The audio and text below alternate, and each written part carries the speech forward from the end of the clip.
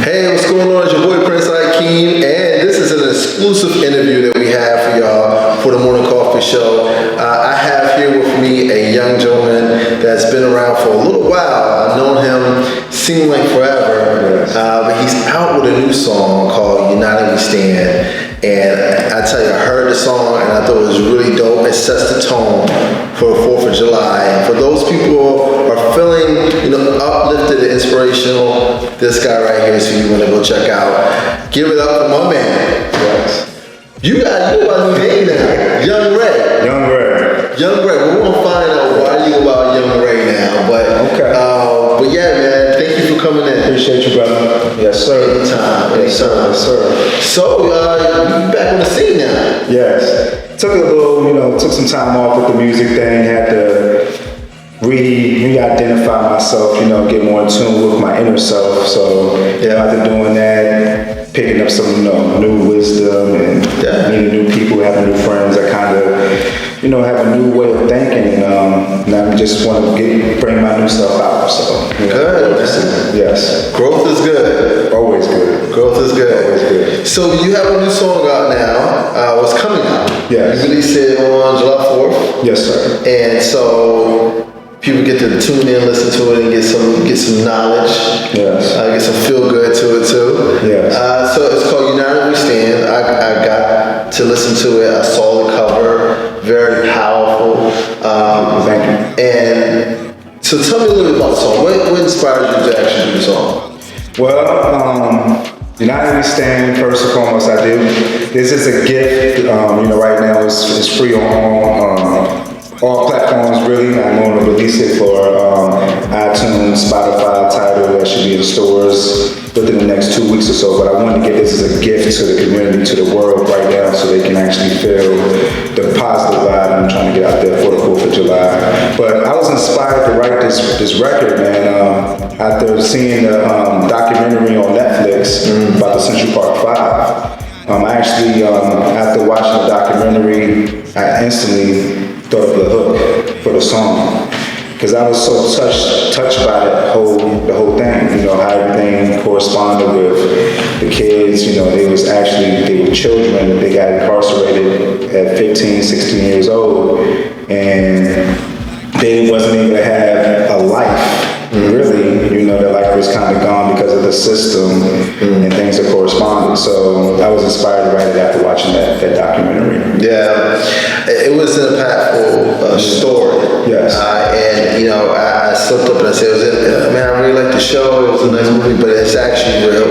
And it's super impactful, super important to tell the story. Yes. And I'm glad that, once you watched it, it was a call to action. I don't know if the director had that thought in mind. But when you see something, you know something, even if it's on a grand scale or not, any type of call to action to make you feel a certain way, that means that the story did its job. And these young men didn't just go to jail and been persecuted for no reason.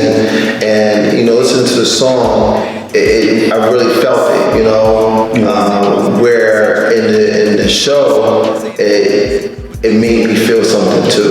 Like, that could have been me. That could have been my son. That could have been my brother, my cousin, but, to unify people, and we talked about it a little bit before, we jumped on, but, and we'll talk about it now, but unification, what do you mean by that? Unifying who? Unifying people, cultural differences, races, race as a people. I feel like unifying all of us coming together. Yeah. My belief is, it's good, because I just this past Sunday I attend Liberty Live Baptist Church, and one of the things that the pastor said, which I think was very intriguing, is he said that a lot of people ask me, they say, Pastor Brent, are you a liberal or are you a conservative church? He said, I'm not red or blue, I'm purple. I don't stand for either one of them. Because what that does is bring diversity. It divides us as a nation. Yeah. We need to me, in order for us to continue to progress and move forward, because you got to realize what you just said, with the Netflix documentary, that things like that can happen to your son, can happen to their kids. Yeah. But us, we set the tone for them. So when they're growing up, they're becoming adults, we have to show them the right way to go so that us as a world, as a nation, we're continuing to move forward. We're not going backwards, but we're getting better and better and better within time, not delaying it. You know what I'm saying? Yeah, I completely agree with you, man. I think setting the tone is the name of the game, especially now that things are at a heightened sense. But a lot of stuff has just been going on in the world, and it seemed divided a lot more. With the president being in office right now, the country got divided very quickly. Yes. And so things that's been happening, like the Central Park 5, this happens every day. You know, people are being falsely accused. Emmett Till, you see what happened there, young man lost his life from things was not true. And I think when we are able to shed light on things like this and continue having a conversation, which your song actually helps us do, to continue having a conversation. I was there getting really excited to have this conversation with you because I'm like, let me ask you this question. And let's wait for the camera. But and that is going to pose my next question for you, man. It's like, you know, do you feel being united, being integrated as we have been, you know, that's what we fought to be integrated and included. Do you think being integrated and included helped, or did it hurt? And I'm happy you asked me that question, because prior to me letting you hear the song today, I let a few close friends of mine hear the song. And the first thing, you know, some of them said was, you know, it's just being real. This is uncut. You know, some of the people I played for, the first thing they said is, we don't need them talking about us African Americans and Caucasians. Like, we don't need them. And I had to explain to him, I said, what do you mean when you say we don't need them? He said, you know, we're good, you know, us coming together kind of messed us up. You know, that was his opinion. So I wasn't against that, but I had to also share mine. And I feel like us coming together, it doesn't mess things up. I mean, I can get it, you know, but I go back and I think about like stuff that happened in the past before things were integrated. You know, when like, did you think of Donald Trump's father? You know, he owned real estate out there, and you know, you had a group of people that lived in a very nice development. And they lived in nice houses and real estate. And you had African Americans, you know, they lived in not the so good areas, you know, and that was a separation. So if we never came together, we'll still be in that same kind of box. I have to challenge you on that. That's actually not true. So there are places where, you know, African Americans lived in that was not good. I mean, it was, you know, poverty-stricken areas, but also white people did too. You know, the word ghetto actually comes from Jewish people. The Jewish people was put into the ghetto. That's where the word ghetto comes from.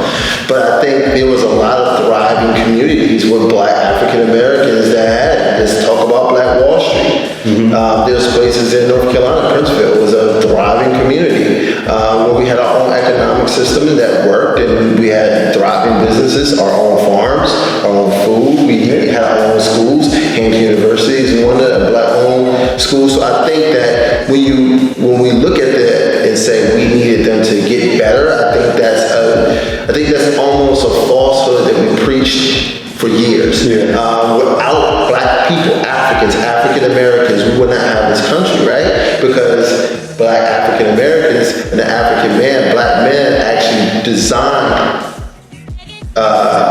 DC, right? And if you want to go back further than that, Black people was the ones who really was innovators when it came to agriculture and astronomy and navigation and science and medicine and all the things that we take advantage of now came from us. So in essence, you know, and I don't knock any culture, but if we say we need them, I think that's kind of turned around. And they've been making us feel that way for a very long time. Like, we need you in order to be better than what we were, but we were okay. We were actually doing really well. Let me ask you a question. Do you think that us not coming together or being united, do you think that that's a way of progression?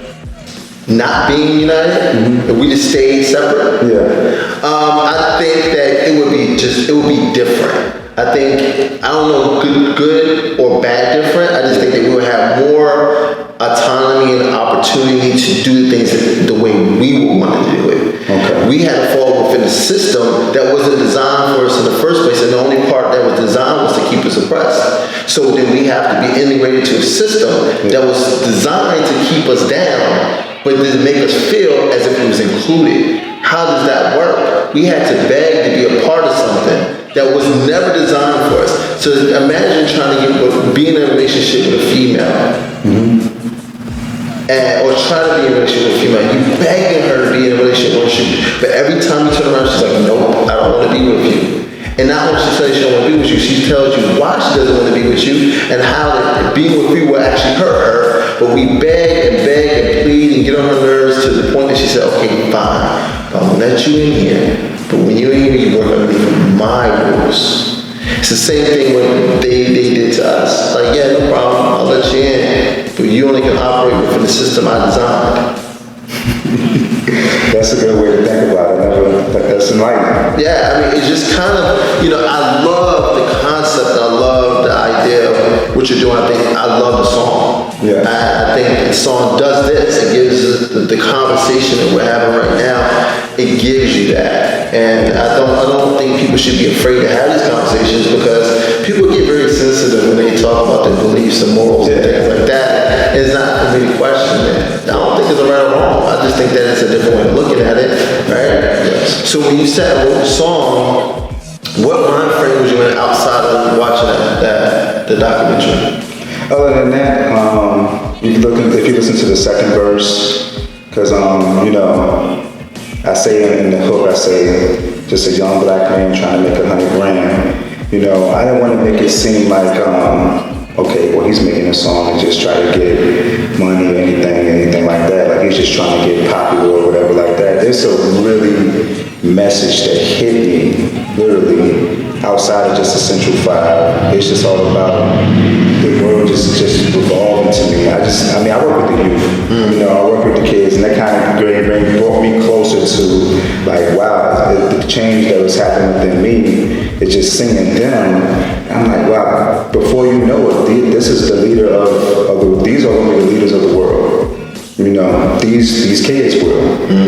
And it just makes me think, like, listen to the second verse. It just makes me go back and just realize, it's not about popularity. It's not about that. It's about just us being better. And that's one thing I'm trying to bring out positive messages, because I listen to the music nowadays. I don't knock anybody that's getting their hustle on, making money for their families, but I can say that, they're not so much moving us to also into bettering ourselves. I mean, granted, I want to have kids one day, and I don't want them to think the right way for them to be successful is if they sell drugs, and that's the way to get out. Yeah. So, Yeah, and that's why I respect the song so much, because it does have a message in it. And it's different than what you are hearing now. Yeah. We're pushing, I say we, but the culture now is pushing things that I feel are more detrimental to our culture and our society, our communities, Yes. and a more rampant race than that has ever been in our music culture. The fact that you have gentlemen like yourself that come out and want to say, hey, listen, I'm going to show you lyrically that you can still be lyrical, have a really good song, you can pick some really good beats, and you can really sit down and vibe to it. That's the feeling you're going to get when you listen to the song, because it's to those who appreciate music. Yes. I think they really don't really appreciate the song. And we're in this at the right time. We're in a climate where people are looking for more than just what they have. I appreciate that, man. I really do. I appreciate you. I mean, it takes a lot of thought to sit down and have that, to do that, because it's easy to go the other route. Yeah, it's so easy. Yeah. And then again, like me and you spoke about before this, we're going into a whole new decade. We're going into 2020. I'm talking like That's 2010 to 2019 is gone. This is done. Yeah. So we have a whole other 10 years to see where we take this as a world, as a nation. And it's interesting to see as a nation, but then also as a culture. As a culture. Like, and I'm not saying this, the hip hop culture, the black culture, anything